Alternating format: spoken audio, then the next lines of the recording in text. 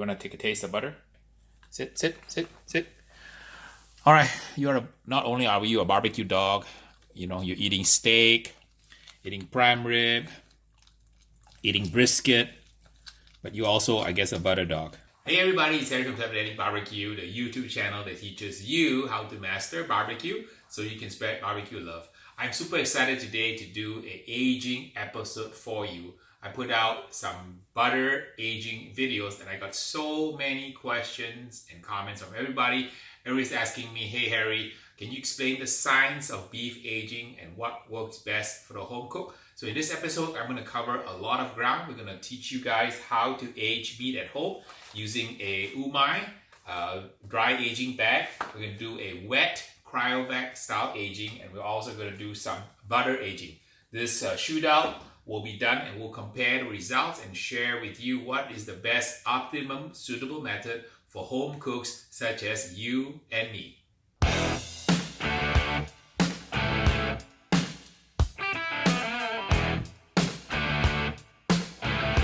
Dry aging begins with good hygiene, and the first thing you want to do is you want to wash everything twice in hot water.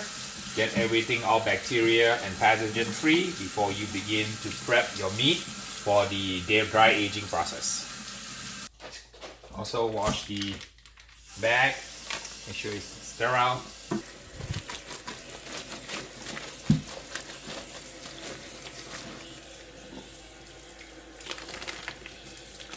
Once you completely clean your cutting board, clean your knife, clean the outside packaging, you're ready to begin the process. Carefully remove the prime rib.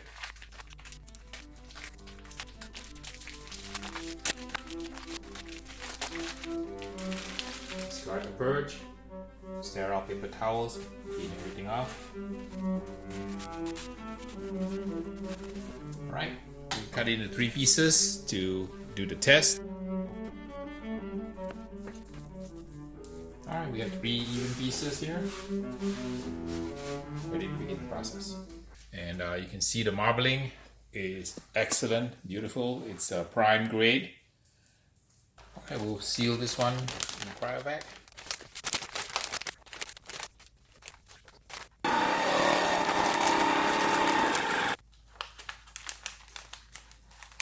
Once you get your butter nice and melted, this is about 68 degrees, works really nicely.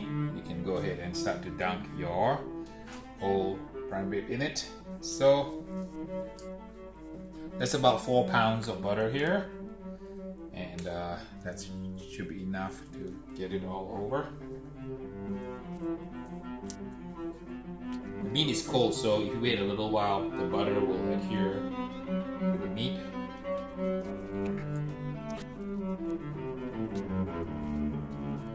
So kind of like making a pudding frosting on the cake.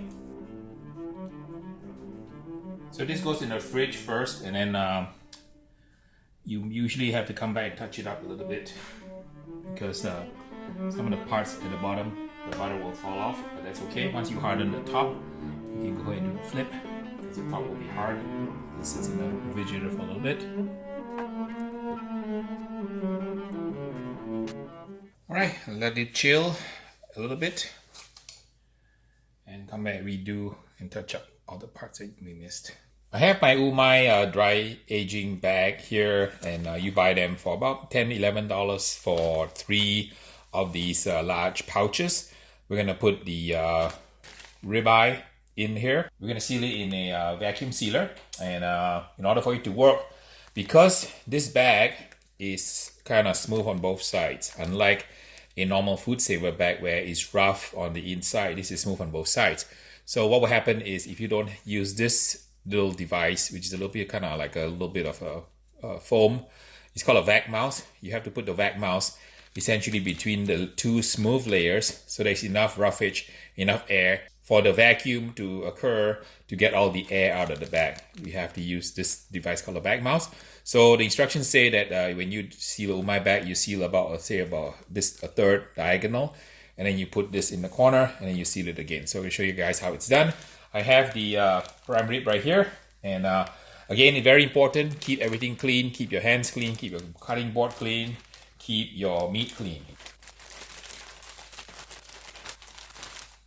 Alright, you can see the bag is really, really long, so we're gonna cut the bag off. So we don't need all of the bag. What is unique about the Umai bag is that this is sort of like a Gore-Tex fabric. It's breathable, so that's how the aging works, because you basically want to allow air to exit and moisture to exit so that the evaporation occurs. Let's go ahead and seal the Umai bag, and a couple of usage notes here. Number one, the Umai bag is a special kind of a breathable fabric like Gore-Tex. It allows the moisture and air to exit and dry the meat. Also, this particular kind of plastic is unique because on most sealers, you have to actually seal it twice. So once is not enough. If you're using a food saver bag, the food saver bag requires just one seal pass to seal it. On this Umai bag, it works better when there are two of those passes. Okay, so I'm gonna seal this edge first, which is a diagonal edge like this, like so, before we suck the air out. So I'm going to put on my food sealer. I use a brand called NutriChef. The link's going to be in the Amazon link below. Okay, so I'm going to press the seal once. You're going to see the light come on. The light comes on. It takes maybe about 30 seconds to seal. I'm going to seal it again. All right, so just to make sure that you guys see that, press it again. Seal second pass two, to make sure that the seal sticks. If it's just one time, it's not gonna stick. Okay, it went off the second time. So now it looks like it's sealed. Let's check it out. Okay, so you can see that now the seal works a lot better. So one pass on my food vacuum sealer is not enough. Two is good. So now I insert the vac mouse pad on the other end like so. Now it's okay to fold over, even though you think you need a single layer. Both the two layers kind of work also, because all you need to do is create a rough surface and a little bit of gap for the vacuum to happen. So we're going to try to do it on this side now. I'm going to press the whack and seal button now.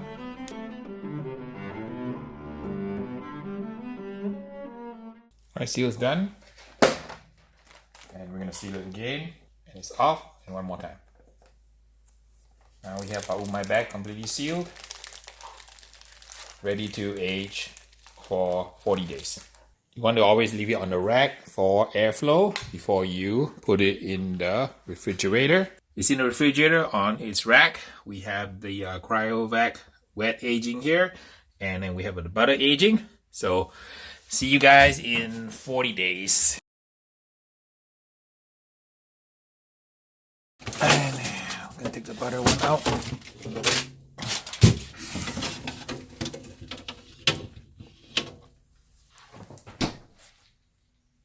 We're getting ready to fabricate now the steaks. It has been aged for about 40 days. Alright, let's begin with this one. The first one is a regular Cryovac bag. I'm gonna cut it open. So this wet aging is the most common type of aging in America. Smells a little bit funky, but that's normal. If it smells of rotten eggs, that means that the meat has gone bad, so don't use it anymore. Dry it out and cut it into steaks, about 1¼ inch steak slices. And you can see it's absolutely gorgeous, beautiful.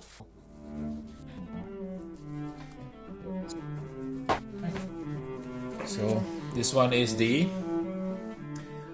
wet age in the Cryovac.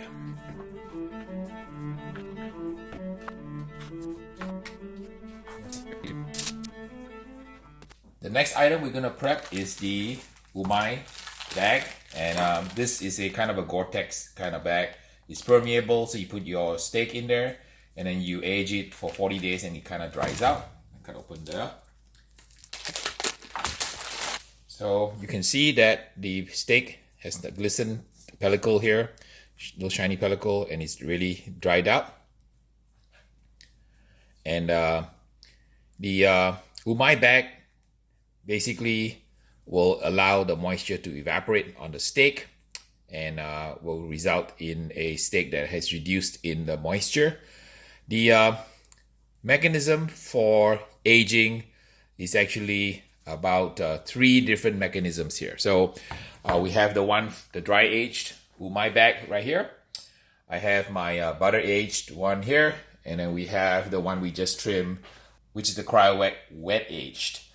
And essentially what's happening here is that the key effect of dry aging is that you concentrate the saturation. I have the 3 sets of prime rib that's been aged. We have the butter one here, the Umai bag one, I removed the bag, as well as the one that was aged in the Cryovac. The key effect of dry aging is that we concentrate and then we saturate the natural flavor, as well as tenderize the meat texture. Just to recap here, there are actually kind of 3 aging mechanisms. I can only achieve 2 here because I don't have a controlled environment like a expensive aging manufacturing plant. The first thing is obviously is moisture and evaporation. So imagine that you have a dial that you're dialing in moisture and evaporation. You know that protein is about 70% water. And on the Umai bag aging, you can see that the Umai bag has really shrunk the prime rib a lot. We probably have lost maybe 30-40% of the moisture compared to the one that was aged in a Cryovac bag. And the moisture is evaporated in a professional aging house by using convection fans. I don't have a fan, so I use the Umai bag, which also works really well. The second thing that's happening also in the aging mechanism is the use of enzymes, which enzymes will break down the muscle fibers, resulting in improved tenderness. And there is actually an enzyme in the meat called a CALPAIN, which breaks down the muscle fiber. And then there is also another enzyme called CALPASTAINS in the meat that actually works against the CALPAINS from breaking down the fibers too much. So certain types of cattle in America, such as Hereford and Angus, they really have a good balance of the CALPASTAIN that stops the CALPAIN from actually aging the beef. And in the Brahman cattle, say in South America, they don't age so well because they have just a lot of CALPAINS but not enough CALPASTAINs. The other thing that's also happening is meat is that I don't have it here, but in a commercial meat packing facility, you have this thing called mold and yeast that's going to land and form an external crust. And the one that kind of the most common is the one that you see on salami, the white little powder on the outside of salami. That's actually a mold called Penicillin aljovense, which is common in salumi and Italian style preserved meats. There's also another kind of a mold called Penicillin roquefort, which is kind of the same thing that infects blue cheese. If you have any Stilton cheese, the little blue veins you see come from that particular kind of mold. And you also have a common yeast, Saccharomyces cerevisiae, that you use in baking and also in brewing beer.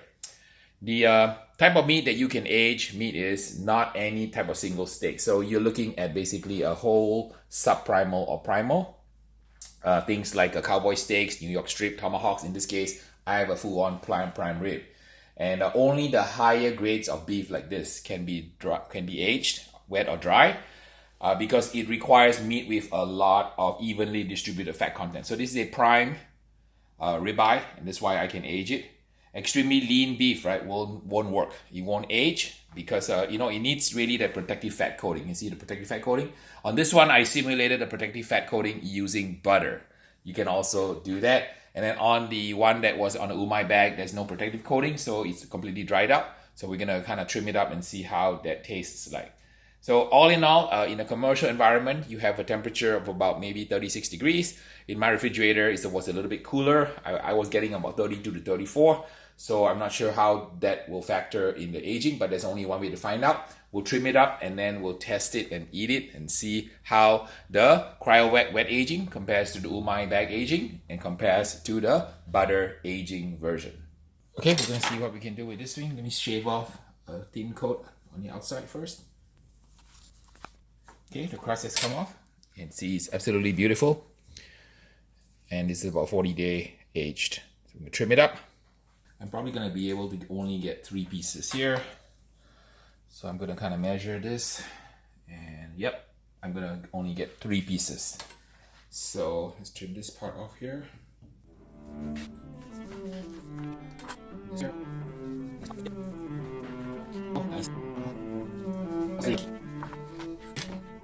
And you can take a quick look at it. 40 plus Umai dry aging. So a lot of the moisture has evaporated. It looks pretty kind of shrunken. So you compare the size of these two. I'm going to trim it up if you guys compare it. Alright, so you have it here. It's a really small piece. And then you compare the amount of shrinkage. This is from the same piece here. So you can see that it is significantly smaller compared to the original. So this is the wet age here. This is the dry age Umai bag. You can see how much smaller it is. I would say probably it's like maybe what 50% in size. Look at that. So pretty small, but that's what you get. And let's see how it compares in flavor. Beautiful pellicle on this outside here. It's kind of shiny and hard.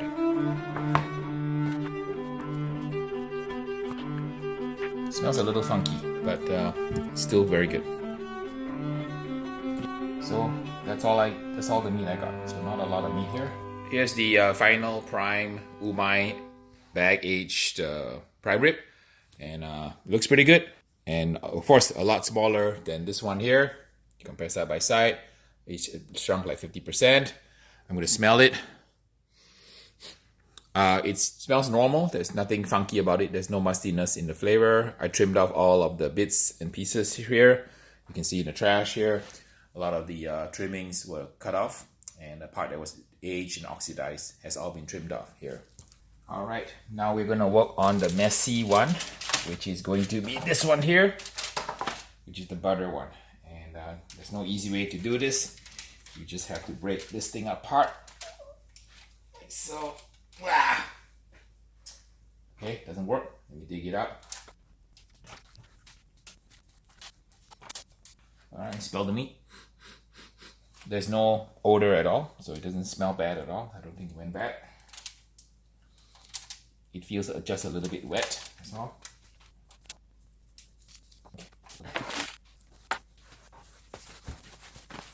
Just a little bit of discoloration on this outside here, but overall it really looks, it smells good.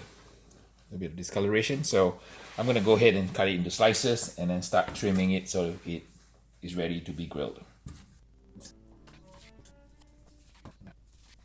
Looks beautiful.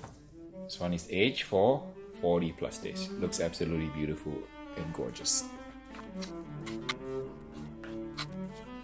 I'm trimming any part that looks a little bit oxidized.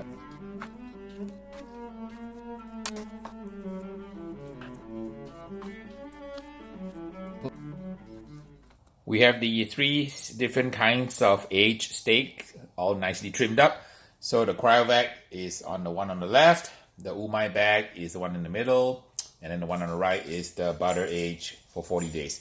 So all these 3 pieces of meat have been aged for 40 days, and you can see the shrinkage in size in comparison of the Cryovac and the butter age have not shrunk at all. But look at the size of this one here. The Umai bag one has shrunk to about half the size. So we'll cook it up and see if the flavor differences between the 3 and do a comparison and share with you guys the impressions and results. Okay, I'm gonna apply some salt now.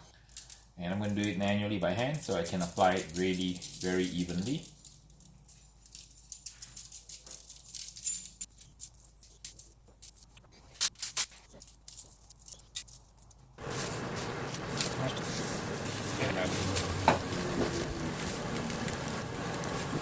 And I'm going to run about 60 seconds or so.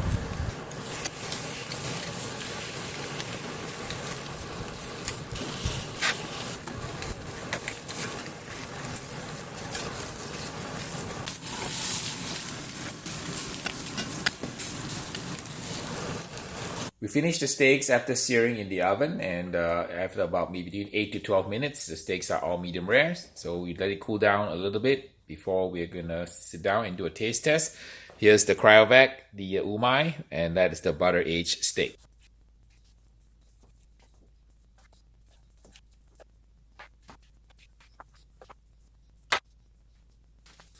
I've sliced the steak, so I have a little bit of a spinalis dorsi here, and we have also the ribeye.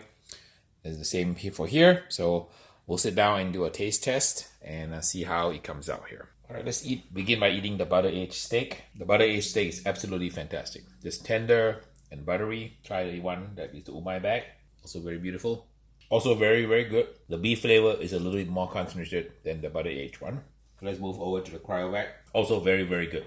Wow, all three are really superb. So let me now eat the ribeye. All right, let's have drum roll. I have eaten my way through 3 different passes of the Cryovac, the Umai bag, and the butter aged steak. So I definitely have formed an impression. So let me say overall, all 3 methods of aging work really, really well. The meat was very tender. Flavors were very complex. You get a nice beefy flavor.